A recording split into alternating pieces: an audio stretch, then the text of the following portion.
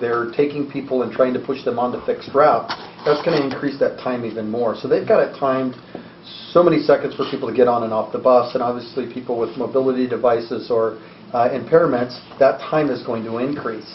So what that does is we end up with our operators that are in the seat. Picture this. We lock all the bathrooms upstairs, and we feed all of you, and you all drink, and then we all stop.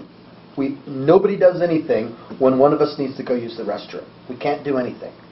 Picture that as a bus operator.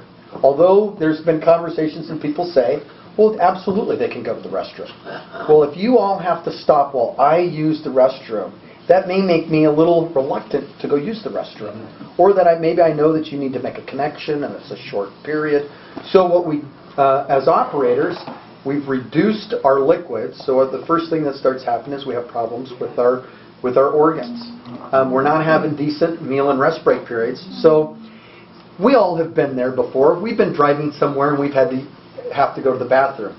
And at some point within that, that's all we thought about. It got to the point where, that's it, I got to use a restroom. Now think about driving a bus through downtown and getting somebody into that situation. That is something that we don't want to have happen.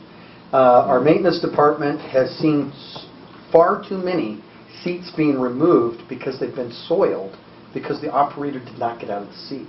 And that is something that we cannot have happen. We had people in our lift program actually wearing Depends or some sort of diaper apparatus because they were having problems. And this is on good days when people are feeling good.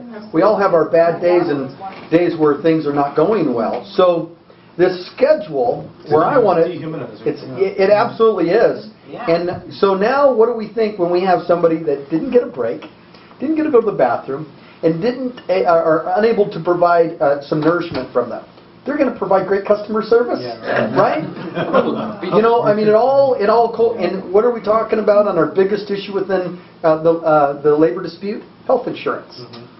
But we've missed this area where these, our individuals that drive this, the system tend to get bigger. They tend to get bigger because they're sitting all day, not to mean their job is any easier. In fact, statistically, their jobs are right up there like farm workers on the health side of we die younger because of the vibration, the amount of stress that's going on.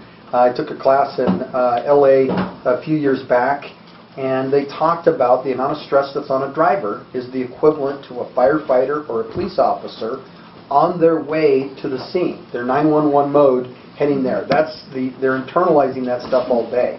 So as the vibration, the mirror signal, they're checking, they're providing the Smith system.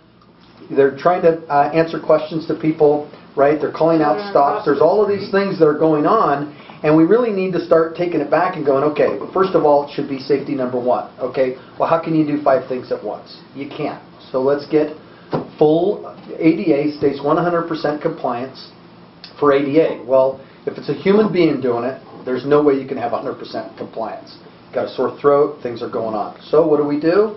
We have call enunciations. They need to automate. They've got a few of them, but they've fell on it. We're also working with the disabled community and talking with those folks on how we can help and recognize those things that are going on that are making our jobs more difficult, and then ultimately not getting you where you need to be or creating an environment that's not a pleasant for either side.